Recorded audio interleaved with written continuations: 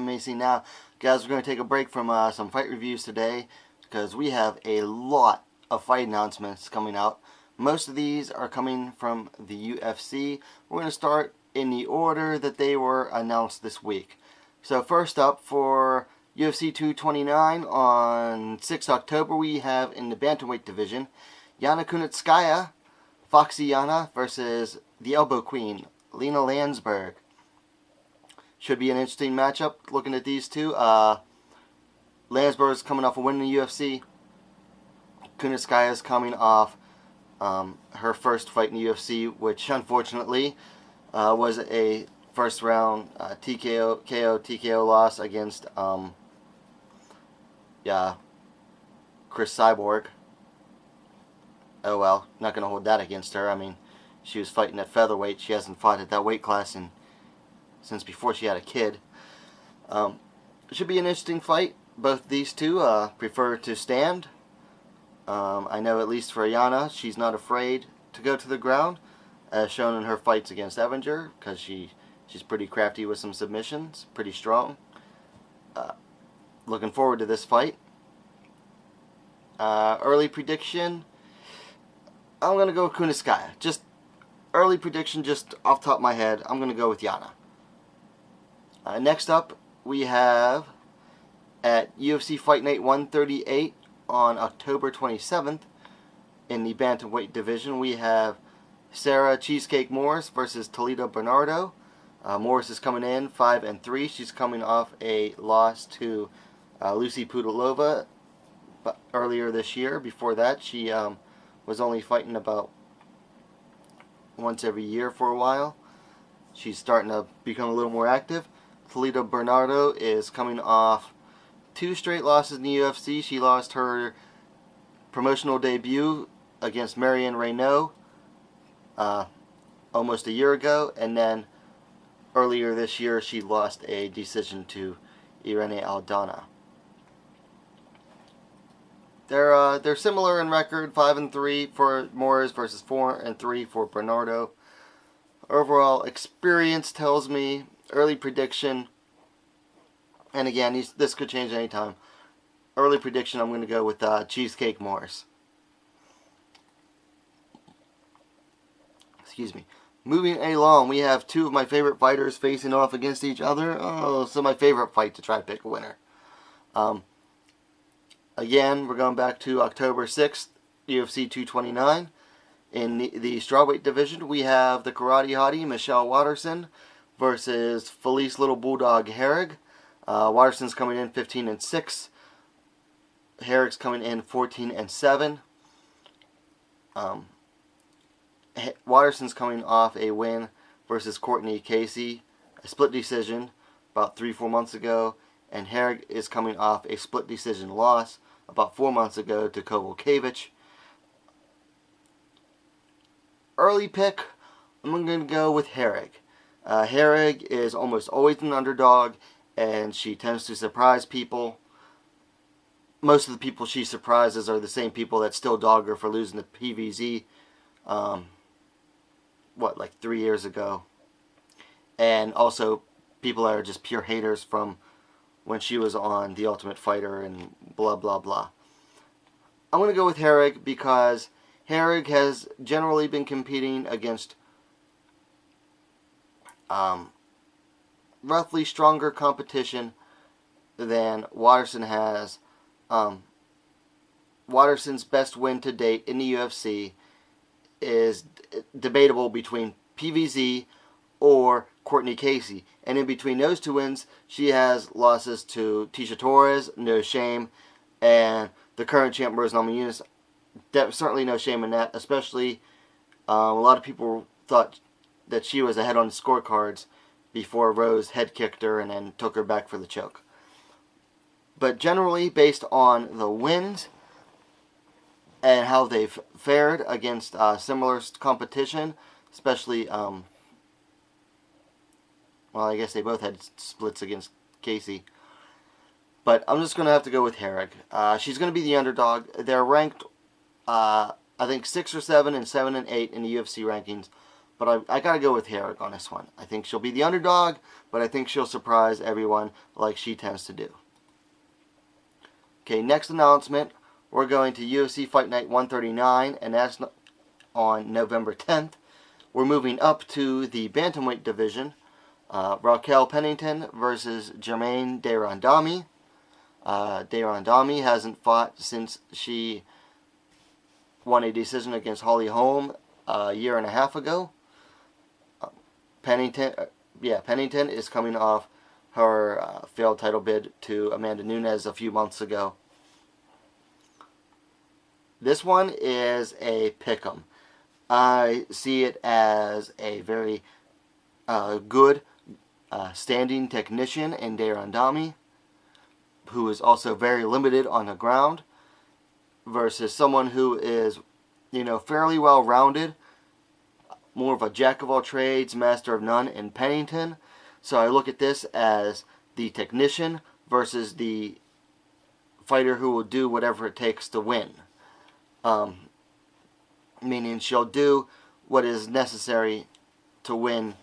That comes off bad because that sounds like someone who cheats. But what I mean is Pennington, she's probably not going to outstrike De Randamie. She's not a hugely technical striker, but she's well versed enough in all facets of the game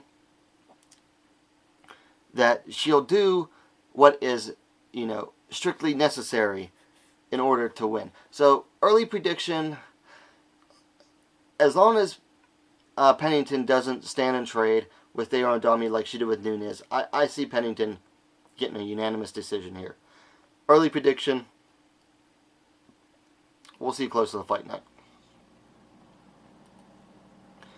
Moving along, we're going to go back down to strawweight for the same event, November 10th, UFC Fight Night 139, strawweight division. We have coming up from the Dana White Tuesday Night Contender Series, Macy the Future Barber coming in at 5-0, and she's taking on Maia Stevenson, wife of Joe Daddy Stevenson. Both of them are Ultimate Fighter veterans. Maia Stevenson is 6-5. Macy's coming in with 5 straight wins. Stevenson's coming off of a loss in her UFC debut to Polyana Viana for about 6 months ago. I guess that was in strawweight. Yeah. I'm gonna have to go with Barber on this one. Early prediction, but I don't see myself changing it. I gotta go with Barber on this because Barber is like the uber prospect. Maybe not uber, but she's coming in as a very strong prospect. Stevenson is... You look at Stevenson's record, and she hasn't beaten anybody with a winning record. Ever. And all of her losses are to people with winning records. So, take from that what you will. I'm going to take from that Macy Barber's winning. Alright, we're going to keep moving along. Again, same event. So, November 10th, Fight Night 139. Looks like it's going to have 3 women's fights. Strawweight division again. We have, this looks like a loser leaves town match because we have Amanda Bobby Cooper, ABC, 3-4 versus Ashley the Spider Monkey Yoda, 5-4. Cooper has alternated wins and losses since her debut. About 2 years ago, she lost to Suarez. She beat Anna Elmos. She lost to Cynthia Calvillo. She beat Angela Magana. And then she lost to Mackenzie Dern in that unfortunate fight.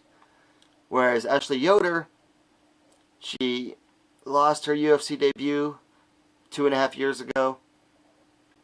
Picked up a win in Invicta and then got called back up to the UFC, where she has dropped 3 straight to Justine Kish, Angela Hill, and Mackenzie Dern. All of those by decisions. The Dern loss was a split decision. So, I definitely see this. You have Cooper, who's primarily a striker or boxer, who is not afraid to go to the ground, even if it's to her detriment, and it often is, versus Yoder, who her striking game is competent enough against people who aren't elite in striking, but it's not good enough in this division. She's better on the ground, and I think she showed that when she was able to resist Mackenzie Dern's takedowns. This one is a toss-up. It's up in the air to me. Not going to make an early prediction at this time, but I will predict that the loser gets cut. That's my prediction. This is a loser leaves town match, if there ever was one. Moving along into other news, Bellator fight announcement. We have Arlene Blencowe versus Amber Leibrock. That's set for Bellator 206 on September 29th, so a month and a half from now. Let's see, Blencowe she's 3-3 in Bellator. I can't remember what her record is overall. Whereas Amber Leibrock is a lot less experienced. I didn't bring up their Tapology records. I'm going to have to go with Blencowe in this one.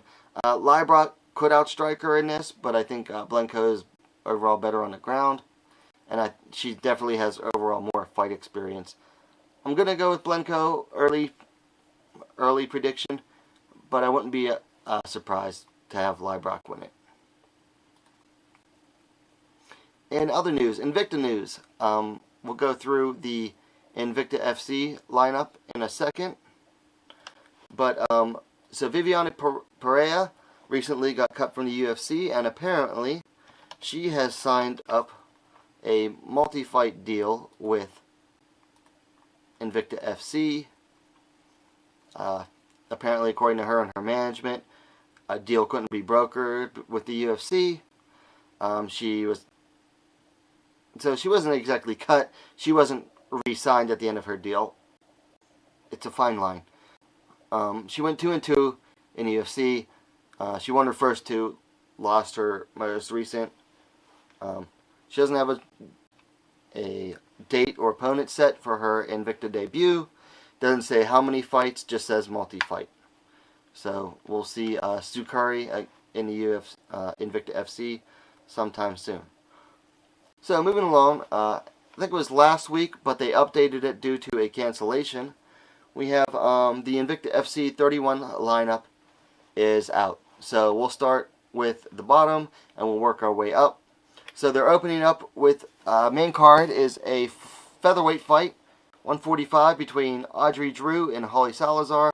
Both are coming in with 1 win, 0 losses. I haven't looked at these women yet, so I can't make a prediction just yet. Next up at 115, we have Helen Peralta coming in at 2-0 versus Kay Hansen coming in at 2-1. This will be a fight to watch out for.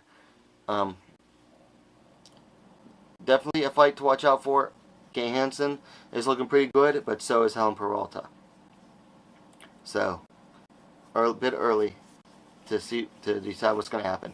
Next up, we have my favorite weight class, atomweight.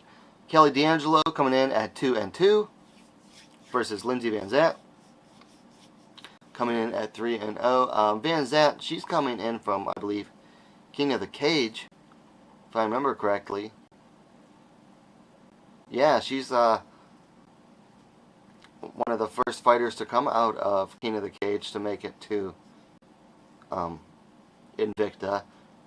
She has a win over Katie Saul, Rachel Sazoff, and Maverick MMA, and then she's coming off a win.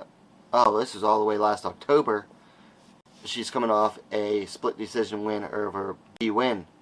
So, looking forward to seeing what she does in the Invicta Cage. Moving up, we're going to 125 flyweight. We have Miranda Fear the Maverick coming in at 3-1 versus Victoria Leonardo coming in at 2-0. Don't know anything about Leonardo yet. I'm gonna have to do my research. Maverick is coming off the first loss of her career to... Who did she lose to last time? I should know this because I was there. Coming off a split decision loss to Brogan Sanchez. And I believe she took that fight on, fairly late notice, like less than a month out. So Maverick is going to be coming in with a win in her eyes. She's going to be looking for that win hard. Should be an interesting fight. Going along, we're going to back down to 115 strawweight. We have Mallory Martin coming in at 3-2 versus Ashley Nichols, also 3-2. Nichols out of Canada. Mallory Martin, I believe she's a Dana White Contender Series veteran. I think she beat, yeah, she is. She beat, oh no, I'm sorry. She's not. My bad on that one. So she is a two-time Invicta veteran. Last time out, she beat Tiffany Masters. That's why she's familiar, because Tiffany Masters fought on Dana White's Contender Series. And then her Martin's last fight was a second-round rear naked choke win over Lindsey Williams at LFA 38 in April. Keeping it going, we have Shanna Young coming in at 4-0 versus Lisa Spangler coming in at 2-0. I believe Spangler is definitely an Invicta vet. She's had, both of her fights at Invicta, including just a recent fight in, in May. May she fought in Invicta, and then 2 months later in July she fought for Cage Sport. And then Shanna Young is 4-0. She's coming off a win over Pam Sorensen. Oh, she hasn't fought in a long time. Wow. She had a couple canceled bouts earlier this year. One of her canceled bouts was she's supposed to fight Raquel Pa'alui at this event. That got canceled, but earlier in June, she's supposed to fight, it doesn't say where at, but she hasn't fought since 2016, so she's coming off a 2-year and some change layoff. Very interesting. And then going, that's at bantamweight, and then going back down to flyweight for the co-main event, we have Pearl Gonzalez taking, I believe, her second flyweight fight in a row against Diane Firmino, coming in at 9-2. Pearl Gonzalez coming in at 8-3. The UFC veteran who lost her 2 straight fights in UFC and got cut. She seems to be making a turnaround in Invicta FC. She wants to compete in both flyweight and strawweight, where she was at in the UFC. And here she is now with her, I believe this will be her 3rd fight for Invicta and her 2nd fight at flyweight. I got to look up what Firmina's done before I can make any decisions on that, of course. And of course, I'll do a full preview before this event. And then we're going to go on to the main event. Verna Jandiroba coming in at 13-0 versus Janessa Morandin, 10-1. 2 Brazilian fighters, both fighting for the strawweight title. Jandiroba is the reigning defending champ. She beat, who was it? I believe it was Mizuki Inoue for this title. Early prediction, Jandiroba, but that's all I'm going to say. I don't want to, make this video too long. It's already going on way longer than I want. So, before I go, I just want to remind everybody that I am giving away 2 tickets. Count them, 2 tickets for Invicta FC 31 if I get to 200 subscribers. So, if you're watching this and you haven't subscribed yet, get to subscribing so I can give these tickets away. Otherwise, I'm going to sell them. Hey, I'll sell them. I'll recoup my money. But I'd love to get to the subscription goal and give these away to a lucky fan. So, that's all I have for the news for tonight, guys. Let me know what you think about these matchups in the comment below. And before I pass out from exhaustion, what are you waiting for? Subscribe to WMMA now and help us get that goal so we can give those tickets away. So subscribe to WMMA now, the fastest growing and best women's mixed martial arts platform on YouTube, guys. Have a good night. I'm going to bed.